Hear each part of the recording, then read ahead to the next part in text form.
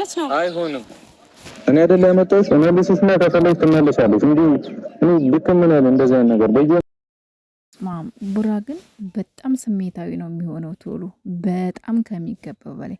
ሀይሚ ጥንቃቄ ልታደርግለት ይገባል። ሰላም እንዴት ናችሁ? እንግዲህ በድጋሚ መጥቻለሁ። ብሩኬ እንግዲህ አንጠለጥልሻለሁ ብሎ ሼር አድርጓል። ዛሬ ብሩኬ በጣም ቶሎ ስሜታዊ እንደሚሆን ቶሎ እንደሚደነግጥ ያየሁበት ቀን ነው። በእርግጥ እስከ ዛሬም ያው ምር ብሎ ተናግሯል። ግን ደግሞ እሷ ስለምትጀምረው ብዙ ጊዜ ፕራንኩ ከእሷ ስለሚመጣ በቃ ብሩኬ ፕራንክ የማይወድ ከሆነ ፕራንክ አታድርጊው በቃ። ምክንያቱም ብዙ ጊዜ ፕራንክ ሲደረግ እየተጣሉና ሌላ ሌላ ችግር እየተፈጠረ ሆነ። ሶ ብሩኬ ፕራንክ አይወድም ማለት ነው። ስለዚህ በቃ ፕራንክ አታድርጊው ብለናት ነበር ሀይሚን። ብሩኬ ሆዬ ትላንትና እንግዲህ ላርቃት ልቀንጥሳት እያለ ትላንትና ራሱ አርቃለሁ ብሎ አመጣው። አሁን ደግሞ ዛሬ ሀይሚዬ መልሳ አረቀችው በደንብ አርጋ ነው ያረቀችውና አሁን ደግሞ ነገሱ ላርቃት ብሎ መምጣቱ አይቀርም እና በእርግጥ ትላንትና ያንን ፕራንክ ስላደረጋት ዛሬ ምላሽ ልትሰጥ እንደሆነ መረዳት ነበረብህ ብሩኬ። ዛሬ ቶሎ ብለህ መደንገጥ አልነበረም። ፊቱ ቂርቂር ነው ያለው መጨረሻ ላይ። በእርግጥ በጣም ታግሷታል፣ ግን ደግሞ ፕራንክ መሆኑን መጠርጠር ነበረበት። በዚህ ልክ መናደድ አልነበረብህም ብሩኬ። ምክንያቱም ትላንት እናንተ ዋምጥተዋል። እስከ ዛሬ ሀይሚ ብድር በመመለስ እንደማትደራደር ታውቃለህ። ሶ ዛሬ እንደዚህ መናደድህ እኔ እንጃ ከባድ ነው እና አንተ መጠርጠር ነው። በዚህ ልክ ስሜታዊ አትሁን ብሩኬ፣ ቱሩ አትደንግጥ። እና በእርግጥ ያው ወንድ ልጅ በሚስቱና በስልኩ አይደራደርም ይባላል። አይደለም በሚስትና በስልኩ አልኩኝ። ለካ ያሁን ዘመን ወንዶች ናቸው በሚስትና በስልክ የማይደራደሩት። ያሁን ዘመን ወንዶች ናቸው። የድሮ ወንዶች በሚስትና በመሳሪያቸው በሚስትና በክላሻቸው አይደራደሩም ይባላል። የድሮ ወንዶች። አሁን ወንዶች ያው በስልክ ነው፣ በሚስትና በስልክ አይደራደሩም። ሚስጥር ስልክና ሚስት ምናምን ይባላልና ብሩኬ አንፈራጠጠበት፣ ልጁ ላይ አንፈራጠጠበት። እንዴት እንደሆነ ግን እስማ እዚህ ጋር እኔ በጣም ደስ ያለኝ ፓርት አለ። በጣም ከሚገባው በላይ ደስ ብሎኛል። ምክንያቱም ብሩኬ በሀይሚ አይደራደርም። ሀይሚን አሳልፎ መስጠት በፍጹም አይፈልግም። በፍጹም ደግሞ አንዳንድ ኮሜንት አይቻለሁ። የተልከሰከሰ ኮሜንት አትጻፉ በእናታችሁ። በስነ ስርዓት ጥያቄ የጠየቃችሁ ሰዎች መልስ እንሰጣችኋለን።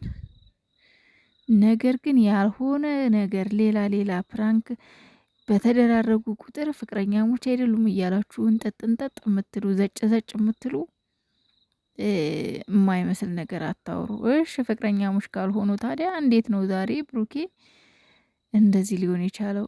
ሁለተኛ ነገር ደግሞ ብሩኬ ማለት ነው ሀይሚ ከሌላ ወንድ ጋር ሲያያት እሳት ነው የሚያደርገው። እሳት ከአሁን በፊትም እንደዚህ ስሜታዊ ሆኖ ብን ብሎ ዱባይ የገባው እንደዚህ አይነት ነገር ስለተወራ ነው። ምንም ያየው ነገር የለም። ስለተወራ ስለተባለ ብቻ ነው ብድግ ብሎ በስሜት እንጠጥ ብሎ ዱባይ የገባው። ብሩኬ ሀይሚን ስለሚወዳት በፍጹም ከሌላ ወንድ ጋር ሲያያት በፍጹም በቃ እብድ ነው የሚሆነው። ስለዚህ ፍቅረኛ አይደለችም ምናምን ፍቅረ አንድም እንዲሁ ኮሜንት ጽፋ አይቻታለሁ። እኔ አልገባኝም። ፍቅረኛሞች ካልሆኑ ለምንድን ነው ከሌላ ወንድ ጋር ሲያያት ያዙ ይልቀቁኝ የሚሉት? ፍቅረኛሞች ከሆኑ ደግሞ ትላንትና ለምንድን ነው አብረሽ ተኝ ሲላት እምቢ ያለችው እንዴ? ወገኖቼ አሁን እኛ ወጉንና ባህሉን አበላሸነው አበሸቃቀጥ ነው እንጂ እኮ እንዴ ወጉና ባህሉ እኮ አልጠፋም፣ እኛ አበላሸ ነው እንጂ። እንዴ አንድ ሴት ልጅ እኮ ከመጋባቷ በፊት እኮ ሌላ ነገር ማድረግ እኮ ፍጹም የተከለከለ እኮ ነው። በመጽሐፍ ቅዱስም በባህልም እኮ አይፈቀድም። እኛንን እንጂ ነገሩን ያበላሸ ነው። እኛንን እንጂ የድሮውን የእናት አባቶቻችንን የረሳ ነው። ስለዚህ እንዴት ነው እንደዚህ አይነት ኮሜንት የምትጽፉት? እንዴት? ስለዚህ እንደዚህ አይነት ኮሜንት አይባልም። እነሱ አላማ አላቸው። ሀይሚ እጮኛ ናት፣ ፍቅረኛው ናት። ወደፊት ሊጋቡ ቃል ገብተዋል። ስለዚህ እንደዚህ አይነት ጥያቄ አትጠይቁ። ፍቅረኛሞች ካልሆኑ ለምንድን ነው አብረን እንደርስ ሲላት እንዴት እንደዛ ሆነች ምናምን የሚባል ኮሜንት ላይ ተጽፎ አይቻለሁና አላማ አላቸው፣ እቅድ አላቸው። ሳይጋቡ ታዲያ ልከስከሱ? እኛ እኮ ነን ወጉን ያጠፋ ነው፣ ባህሉን ያጠፋ ነው። እና እንደዚህ አይነት ጥያቄ አትጠይቁ። ራሳችሁ ቆም ብላችሁ አስቡ፣ ይህን ከመጻፋችሁ በፊት። ሌላኛው ደግሞ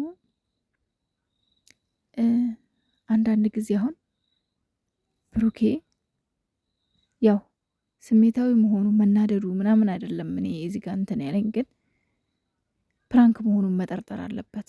ቶሎ ስሜታዊ መሆኑን መቆጣት የለበትም ራሱ።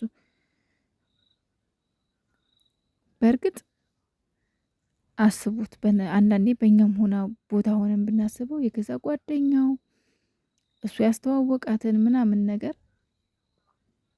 ወደ እሱ ሆና እዚሁ ነው ከእሱ ጋር የምቀረው ብትል በራሳችሁ ቦታ በሪል ህይወት፣ በነገራችን ላይ በሪል ህይወት እንደዚህ አይነት አጋጣሚ አንዳንድ ባለጌ ሴት ያረጋሉ አለ እንደዚህ አይነት። ግን እዚህ ጋር እሱን የማስናቅ እሱን ዝቅ የማስደረግ ሁኔታ ነው፣ ስራ ነው ይሄ ማለት ነው። በቃ እንዴት ነው ባል ሚስቱን ማይቆጣጠራት አይነት ነገር ይሆን? እንዴት ነው ዘልዛላ ሴት የምትባለው? እንደዚህ አይነት ሴት ናት። ቁጥብ የሆነች ሴት እንደዚህ አታደርግም። መጀመሪያ የባሏን ፍቃድ፣ የጓደኛዋን፣ የፍቅረኛዋን ፍቃድ ትጠይቃለች። እና ማሮቼ፣ ውዶቼ፣ ፍቅሮቼ በመጀመሪያ ያው እንደነገርኳችሁ ወንድ ልጅ ሲወዳችሁ ባሎቻችሁ፣ ፍቅረኞቻችሁ ወይም ደግሞ እጮኞቻችሁ ከወደዷችሁ ከሌላ ሰው ጋር ቆማችሁ ስታወሩ አይደለም ይቅርና ከሱ ጋር እዚሁ ቀራለሁ ቆማችሁ ስታወሩ ሲያያችሁ ራሱ ነብር ነው የሚያደርገው። እኔ ብሩኬን ለምን ተናደረ ያልኩት ፕራንክ መሆኑን መጠርጠር አለበት በሚለው ነው እንጂ ለምን ተናደደ አይደለም። ምክንያቱም ሁኔታው ያናድዳል። ግን ትላንት ያደረግከው የጀመርከው አንተ ነህ ነው። ለምን ሰልችቶኛል እንደዚህ ጭቅጭቅ ብሎ ሲል ፊቱ ሲቀያየር የኔ አባት ሲያሳዝን፣ ደግሞ እኮ ሲከፋው ሲያሳዝን። ትናንትና ሀይሚ በጣም አሳዝነኝ ነበረ።